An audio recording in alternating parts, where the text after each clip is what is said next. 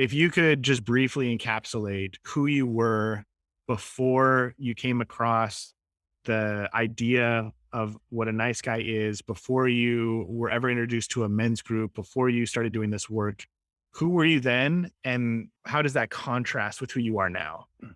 Before, I was Mr. Covert Contract, Mr. Resentful, and miserable. Like, just thinking that life had dealt me a really bad hand, believing that too. Now, I find myself every day feeling a lot of gratitude because I'm doing things because it's the right thing to do, not because I'm trying to extract anything out of anyone. I'm doing it because this is what I've decided is right for me to do. And whether I get something in return, that's just icing. I still feel good about what I've done, and I feel like a much more integrated person.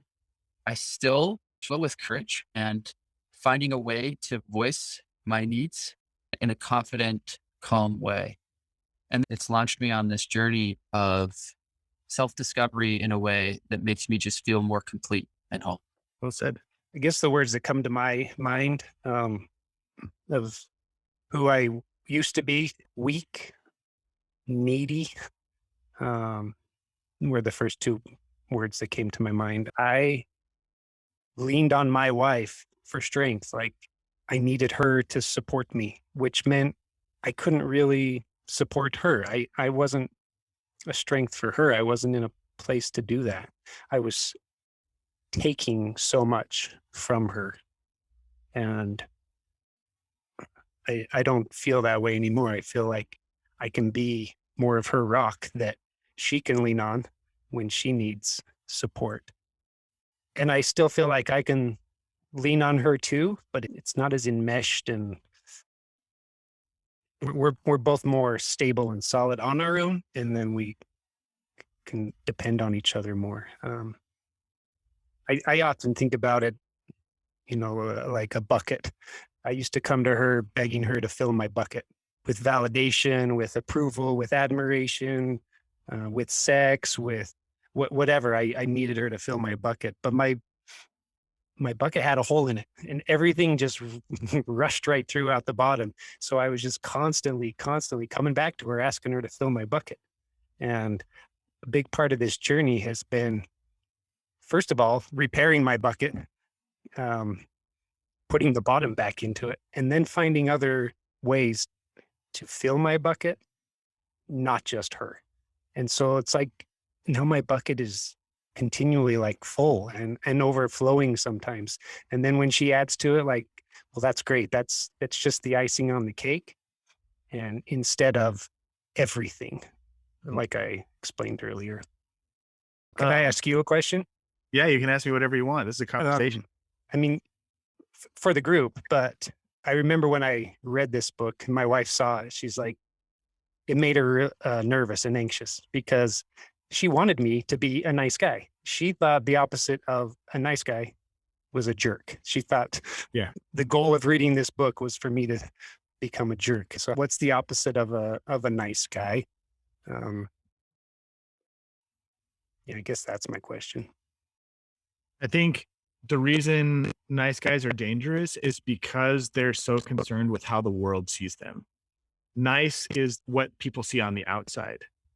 And I think what the opposite of that is somebody who doesn't need the world's approval, doesn't need anybody else's approval, somebody who has integrity, courage, somebody who's whole and complete and not needing to um, escape the pain and sorrow and shame that they're feeling through whether it's compliments or porn or alcohol or being a workaholic and getting praised there. Like there's so many video games, so many places we escape to feel a sense of completeness or progress or competence.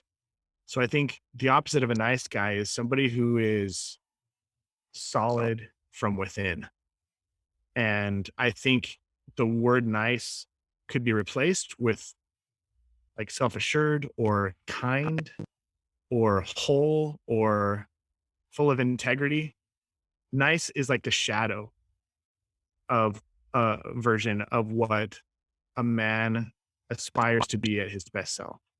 Yeah, it's almost like the artificial version of all those other descriptors you just said: integrity, courage, honesty, confidence. Like you can almost just kind of mask all of your Yeah. lack of all of those things by just being nice. Nice is what you hide behind when you don't have those things. Yeah, it's a good way Yeah. to put it.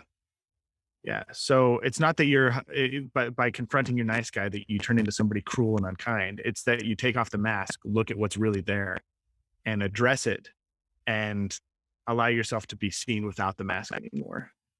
Take some feedback, work on yourself, acknowledge your imperfections and your weaknesses, really start self-reflecting, confronting the dragons that you've been avoiding in your soul, surrounding yourself with people who are going to build you up and encourage you and honestly make your life mean something. You make your relationship mean something. As I've gone on this journey, I've started to find a lot more purpose. Life has become more exciting for me. I find that my connection with the people that I love has gotten deeper. And it's a scarier way to live because you're definitely taking more risks. You're risking being rejected. You're risking being fully seen. You're risking being told no. You're risking a lot, but I don't think you get reward without risk. Did you enjoy this clip? If so, you can check out the entire conversation right here. Or if you want some more tools and resources to help you overcome nice guy syndrome, check down in the description. I've left some really great resources for you there. And if you learned something valuable, I hope I was able to earn your subscription today.